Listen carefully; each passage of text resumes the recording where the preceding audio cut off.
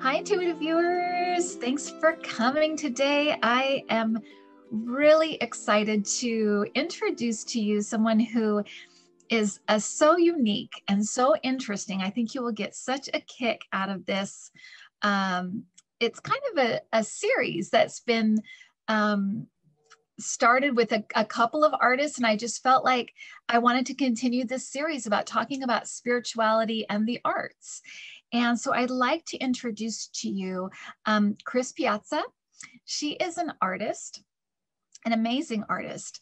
I met her in a reading, but she is actually she creates puppets, but they are also these characters that have full backstories.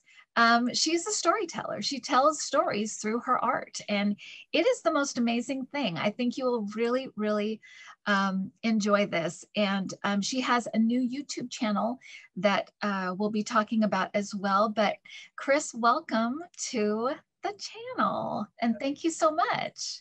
Thank you for having me, Kim. This is such an honor to be included in your interviews, which I've watched them. I've been so inspired by what I've seen so far. So this is quite an honor. Really. Well, thank you. Thank you so much for doing this. I really appreciate it. And I know this it's different for you because you said you're a little bit of an introvert. You like to do your thing and just be left alone to do your creating, but I'm pulling you out. Yes, which is good. It's good. Okay. Especially after COVID. COVID has been so difficult for so many people. To tell you the truth, for someone like myself, I work at home anyway. It's been a kind of concentrated period of time. Well, you have no distractions. You can just work. So it has been not as bad for me. Right. Well, and that's, I mean, and it's good for us too, because your creations are something that really, I've talked about this before. It's, it is a spiritual process when artists work. And I kind of want to delve into that and talk to you about kind of the beginning. Talk about the beginning of your experience in creating and how that is kind of, you've talked to me in our readings about the fact that it's very, it's inseparable, really, the spiritual part of this and the art itself. So talk a little bit about the beginning, when you started this, and the spiritual part of this that gets involved when you're creating. I was thinking about this because you had mentioned that you were going to ask this question, and I thought, okay, what was it? And there were so many things as a kid that were, it was so inseparable. I was very strongly affected by the world around me, tremendously so. Color, sound, very much.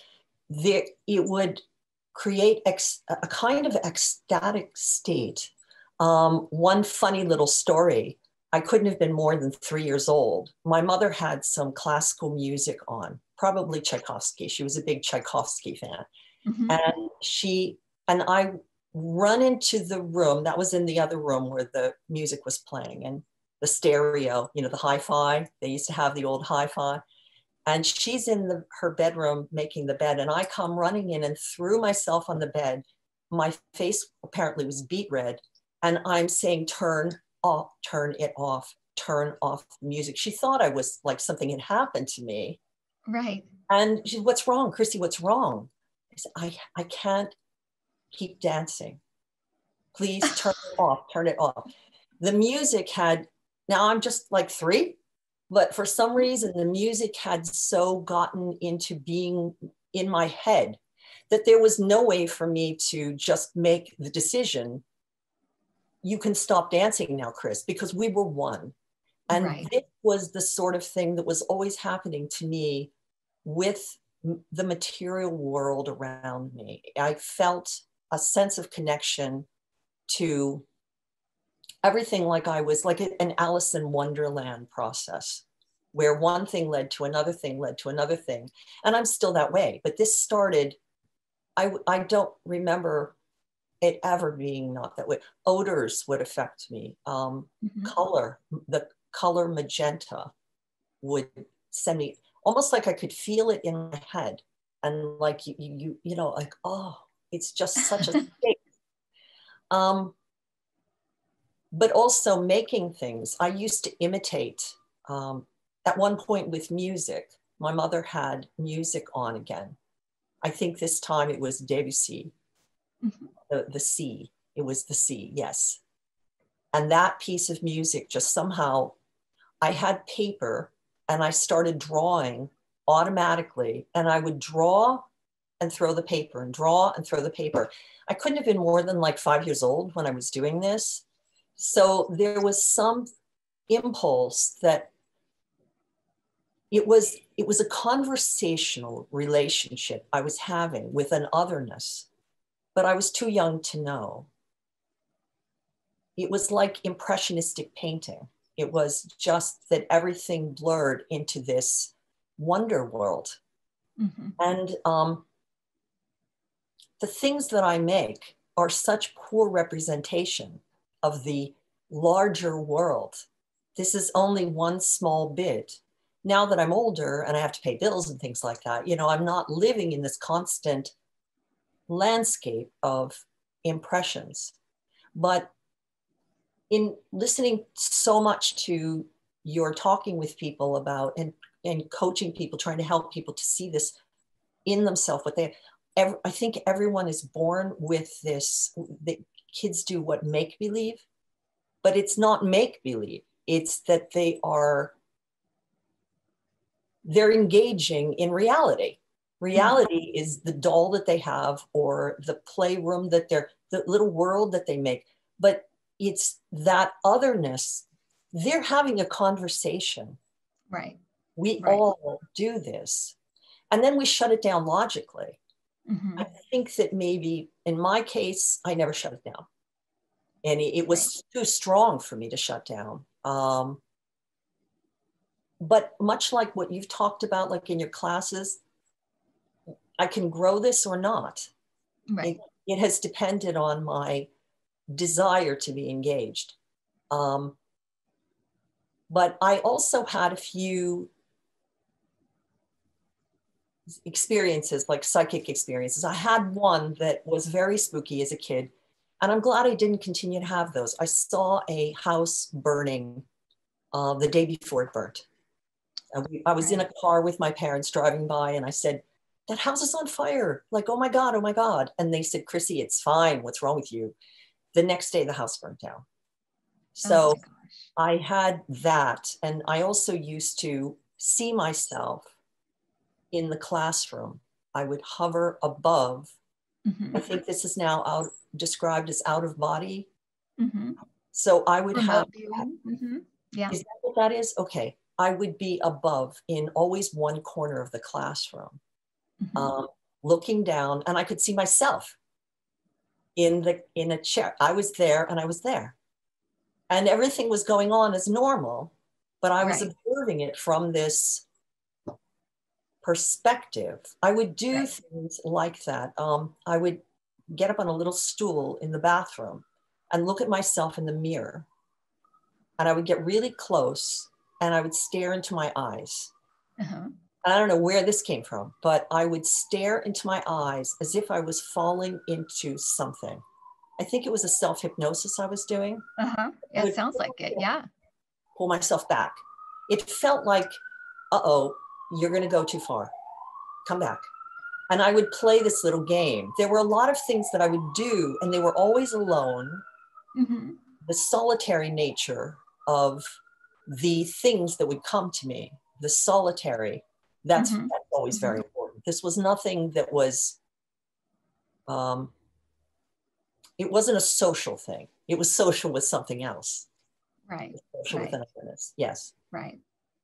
And it almost sounds like when you were alone, you could completely indulge in this world, in your imagination and all these things that would come to you and kind of play. with the spiritual side, even though you may not have realized that's what you were doing, but that is really what you were doing, it sounds like. And even the kind of remote viewing experience, to me, that is so connected to artists, because it is all about seeing things differently, having a different perspective, and being able to create from that, from a different perspective, from seeing the world differently. So that completely, I think, fits in with everything that you do as an artist. I think that's those experiences, in a way, it's like, yeah, that wouldn't surprise me, because that is a different way. When you create, you look at things differently, you see things differently. I remember one of the first, it may have been our first reading, your guides, I remember, referred to you as storyteller. And I fully expected, and that was like right out of the gate. So I fully expected you to be a writer or something like that, because I always say I'm just the telephone. So I just I give you what I get, and you're like, no, that is exactly what I am. But then when I realized what you did, I thought, well, where's the connection? And I kept seeing marionette puppets, and I kept seeing all these things, and finally it all, when you told me exactly how you did what you did, it all made sense. But so where do these stories come from? Because you have full stories for what you create, these backstories, they are alive.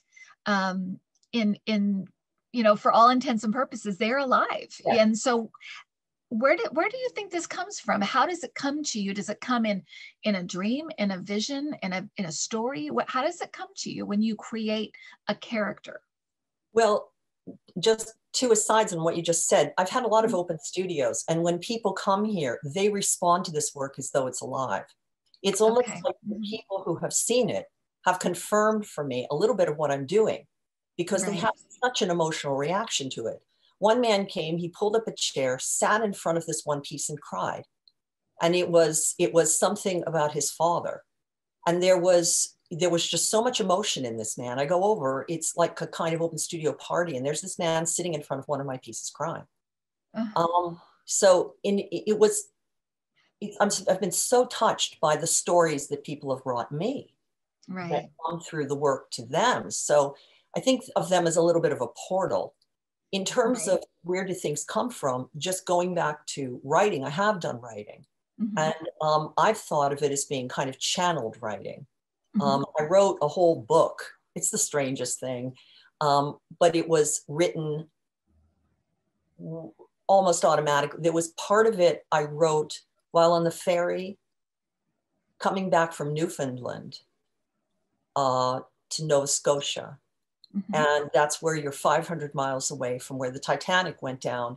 And it was a woman who was talking, and it was Scottish.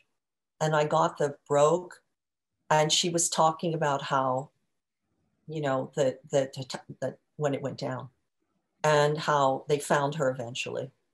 And it was all like really strange, but it was so touching to me. And the Titanic going down as a kid always used to be the film A Night to Remember. Used to just like, I couldn't watch it as a kid. So there's something going on there with the Titanic. Right. That was on, and I don't know. But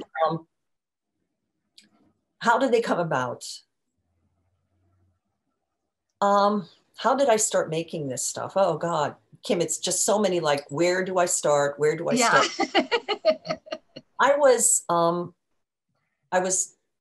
My ex-husband and I were involved in the film community in New York City. He was an independent filmmaker, and these were structuralist films. I learned a lot from that world, but it didn't, it wasn't Baroque enough for me. And so I started making this work a bit as an antidote to the intellectual discussions that I was always engaged with, which were really helpful. I learned a lot, but it wasn't exploring the drama of this world that I feel closer to. So I started making this, and I fell initially into the commedia dell'arte, which is the initial kind of theater that all theater is based on. It comes from the Italian, but really it comes from the Greek. It's earlier than that. And it was a stock set of characters, and each one of them represented certain human failings, you know, vanity and, you know, all the, you know, a braggadocio and all this. And that was of interest to me. I liked those faces. They were the classic faces that I had grown up with. But then it branched off. I went into an old hardware store, Artie Alexander's hardware store in Lower Manhattan that isn't there anymore. Oh my God, this place. I went there to find a solution to some rim locks I was trying to restore for an old house I was working on. I did a lot of housework, construction work. And Artie had original rim locks from the early turn of the century, still wrapped in their paper in the boxes. But he had, it was a 4,000 square foot building, 4 stories high, filled with salvage. Wow. And I got to know Artie, and he used to let me go up to the top floor, and I would walk the boxes. I would walk through the aisles by climbing the boxes, straddling them, one foot on one foot out of the boxes, and I would look through the top because they were, you know, the ceilings were 14 feet tall, and I'm up there. I mean, if I had fallen, my God. He gave me an old pipe and he said, "Bang on the pipe when you want me to come and get you in the elevator." And I would be up there in my solitary heaven with the leftovers of the early 20th century. And I would look at these things and these ideas came to me. And one thing was old cast iron foot treadles from shoe shine boxes. And I thought, I've got to make a piece about that. Old pearl buttons that were seconds. These came off the old ships when they would have an insurance claim. They couldn't use it anymore. So Artie's father stored it all up there. And this all led to this body of work. So it's been a series of things along the way, plus all the skills I've developed over the years, having done so many things, which I think of as my training for becoming what one of my art dealers in the past referred to as that I'm a guild of one, because I can do it all: carpentry, sewing, fine sewing, sculpture. I have knowledge of these different things, self-taught. I never went to college. It was just me wanting to learn and going after it. But then things arrive. Where do they arrive from? Gee, I'll bet they arrive from someone coming along and saying, "It's time for Chris to meet Kim." You know, the way it happens, like in, you know, your average Grimm's fairy tale, the kid goes, you know, is told, "Okay, now take this ball of yarn and throw it and follow it around the world 3 times and you'll get to where you're supposed to go." And along the way, following this ball of yarn, they meet all these wonderful things. It's truly the Wizard of Oz. I mean, you just have to have faith and keep going, you know? But Artie came along, and then other things came along, and eventually I developed them. They start with the name. I never make a piece without the name. And I have one that is waiting in the wings. It's been waiting in the wings so long. I have to find the name, and then I have to, the face. They start with the face. And I got a grant once, and I spent the grant money on glass eyes, because the glass eyes that I got were from this wonderful place that's no longer in Manhattan.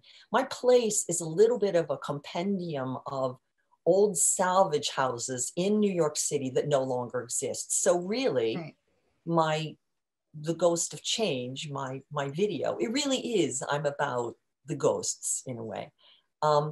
But there was this wonderful place in Midtown, and it sold glass eyes and had taxidermy that you could rent for TV and movies and things like that. And they got to know me. When I was going to make a piece, I would go in, I needed blue-green eyes, and they would let me go into the back. And I would walk through and I would find exactly the right pair. Well, when I got this grant, they let me go in there for a day.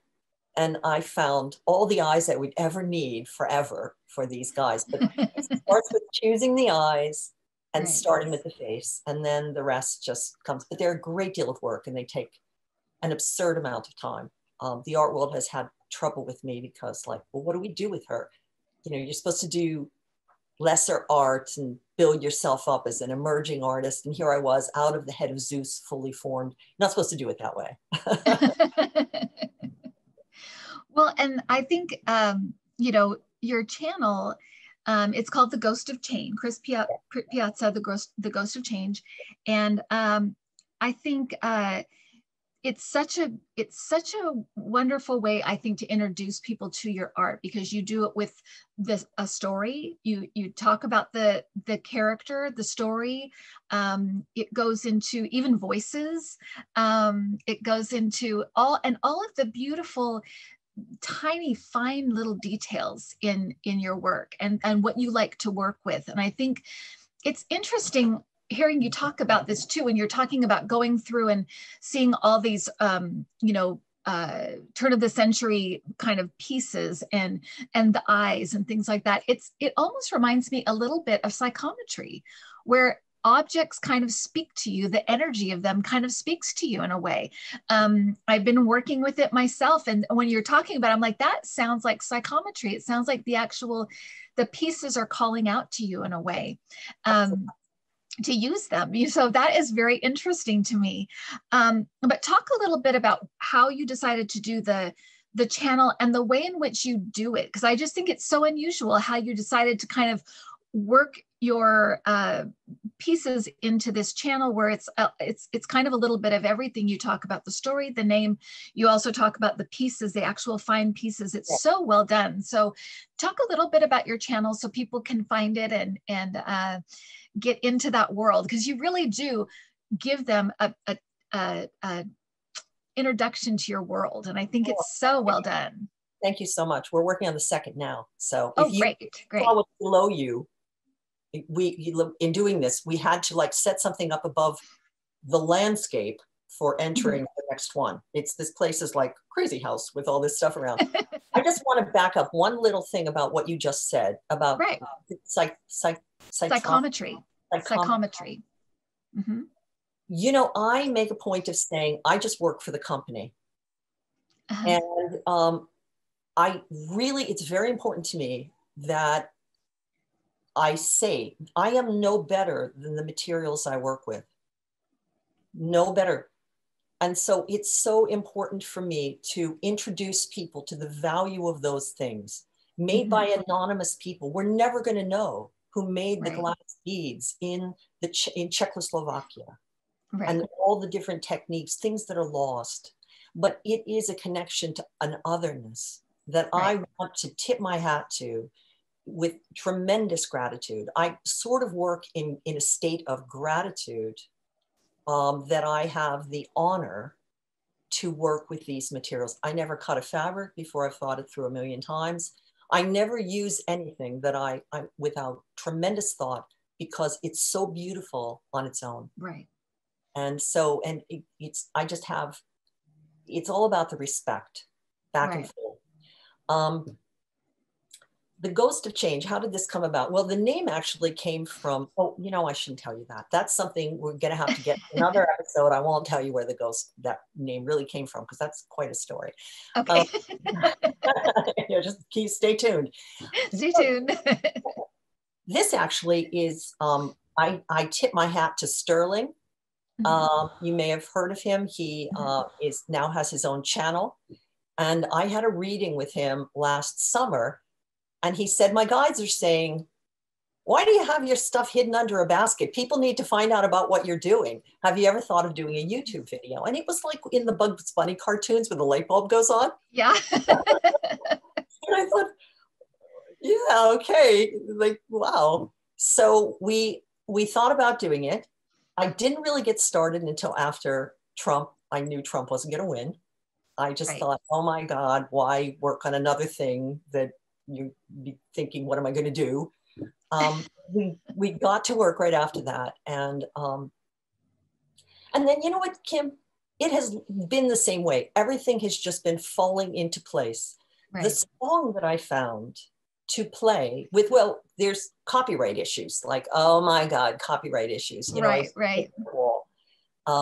And so there were a couple of images I wanted to use that were from the Victoria and Albert image archive. And I spent a month going around. I finally took them out and just put in these, go and look at these pictures that I'm still talking about. I don't know if that's it's a bit of a treasure hunt. You get involved and look. But that funny little song, Garibaldi. It's a street vendor talking about his horse Garibaldi. Well, the tramp art that I chip carve for that piece that made the box, I was introduced to tramp art in a gallery in Soho many, many years ago, where I saw a statue of Garibaldi on top of a tramp art carved pedestal made by a cabinet maker for his wife. And the little statue of Garibaldi is only about this tall at the top, and it was fairly crudely made. But this extraordinary wedding cake of work that he had done all the way down, which was his skill, that piece always hung in my mind as being, oh my God, what wonder, what a wonder. And so here I was looking for a song that would maybe work with the cabbage eater who's all about vegetables, right? And I found this song. And it was, we only realized that afterwards, that it was just kind of like it fell there. It came in time. So these videos seem to be falling into the pattern with me of being a meant to be. I feel good about them in that they're, somebody else is making this, not just me. I'm just working for the company again. We'll see. I know that feeling. Yes. We'll see where they take me. I don't know. Second, I do this with my husband, who is a photographer, and he's very skillful. He'd never done video before, but we were able to figure it out. We're getting better, got a better mic now, stuff like that. But, you know, I like the figuring it out process. I want it to be kind of handmade. I want people to feel, at the very end of the video, I tip my hat to Captain Kangaroo. When I was a little kid, I'm 66 now. So when I was really small, Captain Kangaroo was just my great passion. Every day I watched Captain Kangaroo. And, you know, his show back then, I don't know what happened later on, but it was so simple. Yeah. And I had Michael watch, and he said, you know, he really didn't talk down to kids. This is kind of like a little over their heads, some of this stuff. And I thought, oh, that was just this almost abstracted stretching the envelope. I'm trying to do that a little bit here. He was my model. I told everyone I'm going to do videos like Captain Kangaroo, kind of a musical. You know, we'll do a little of this, we'll do a little of that. There'll be a dance number, and then come back the next time. You know? Yeah. It is so well done, and I really encourage people to watch this. And it's very much to me it's very much a family video. You can watch it with your kids. It's so enjoyable, and it's such a retreat from the craziness that we are living in, you know, every day with all the political stuff going on. It feels like a vacation, you know. And it's also, you learn something. You come away like, I learned something. I was happily distracted from my life for a while. You know, and then you get to indulge in this kind of this beautiful art. It really is a magical experience. So I just want to you know, say what a pleasure it is to talk to you, and what a pleasure your channel is. I hope people check it out and enjoy it and just revel in it. It's really an amazing piece of work, and to your husband as well, because it's beautifully done. It really is such a fun thing. So Kim, thank you so much. You've been this intro, it couldn't be better to have it now be introduced by you. I got a tip of the hat from Jen Lynn Tarot, she was so kind. I had readings with her in the past, and she's such a sweetheart, and she put me on her community channel. Thank you, Lynn. If you're watching this, you're such a dear.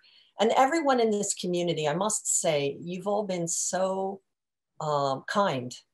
You've all been so kind to help stabilize all of us. And now it's like that we don't have to worry so much you're leading us into this new world where what doesn't kill you makes you stronger. Well, we come out of it, and now we can evolve into Mm-hmm. these, maybe this other side of ourselves, the lemonade out of the lemons. I don't Yeah. know. I think that's very true. I think we're coming out, when you come out the other side of something like this, everybody has different ways of dealing with it. And, I think we're going to find a lot of creativity that comes out of this time. You can feel it, you can see it. So, and you're one of those, those magical things that's come out of this, experience for us. So thank you so much, Chris. Oh, I thank really you very appreciate you much. doing it. And everybody, please check out Chris Piazza and the Ghost of Change. It's the first episode. It's called The Cabbage Eater, right? That's the Yeah, first episode. yeah. Please check it out. You will not be sorry. It's such fun. And yeah, just treat yourself. So thank you, Chris. And thank you, Intuitive viewers. Thanks so much. We'll talk to you again. Bye-bye.